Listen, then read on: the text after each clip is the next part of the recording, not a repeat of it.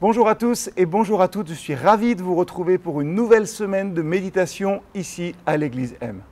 1 Corinthiens 13, c'est par ces mots que j'ai commencé ma prédication de dimanche et c'est par ces mots aussi que je commence toute cette semaine où nous allons méditer un peu plus profondément peut-être encore sur ce chapitre.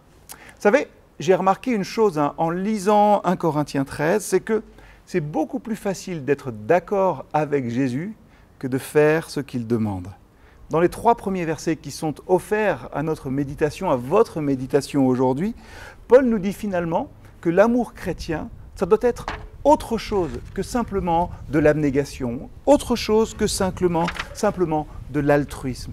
Oui, l'amour chrétien, c'est difficile d'en donner une définition. Par contre, ce qui est très pratique, c'est que nous avons, nous tous, un exemple et un exemple suprême en la personne de Jésus-Christ. Et on le voit, l'amour de Christ ne se fonde pas sur le fait que nous soyons aimables ou que nous soyons justes, mais sur sa nature à lui-même.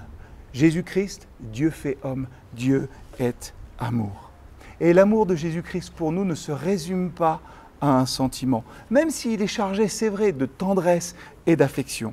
L'amour de Christ, il est résolu, il va jusqu'au bout, c'est vrai, mais il ne procède jamais d'une autodiscipline, vous savez, d'un « il faut que » un petit peu mécanique comme peut-être nous le vivons trop souvent dans notre foi.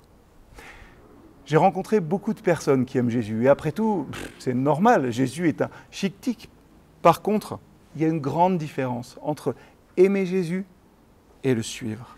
Parce que nous ne pourrons jamais être comme lui si nous ne faisons pas ce qui est difficile, c'est-à-dire ce qu'il nous demande, et ce qu'il nous demande, c'est d'aimer et d'aimer nos ennemis.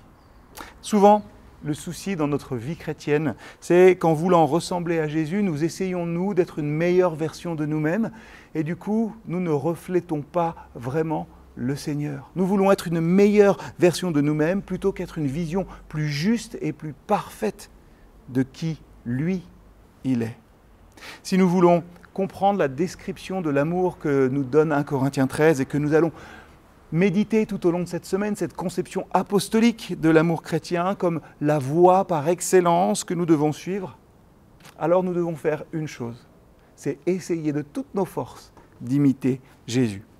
Personne n'est parfait, c'est vrai. Et si vous avez du mal à aimer quelqu'un, dites-vous bien que peut-être il est le moyen que Dieu vous a donné, il est la chance que Dieu vous donne aujourd'hui, une chance de devenir plus comme Jésus.